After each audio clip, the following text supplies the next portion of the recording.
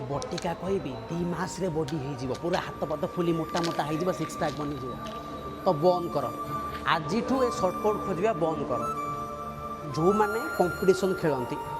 जो मैंने body building career से मैंने प्रोफेशनल कोच को अंडर रे प्रोफेशनल गाइडेंस रे भल डॉक्टर संगे कंसल्ट करके ये सब जिन यूज करती ता मैंने नुह ये सब जिन यूज करदे बॉडी हो ना ये सब जिन यूज कला भी तुमको बहुत कष्ट करा पड़ो किंतु जदि आमर गोल बॉडी बिल्डिंग नुह कि आम क्यारियर बॉडी बिल्डिंग नुह आम नॉर्मल फिटनेस वर्कआउट करुचे नॉर्मल फिटनेस जिम जाऊे आम भल देखा आम टी शर्ट पिंधुचे टी हाथ पात फुल थी आम भल देखा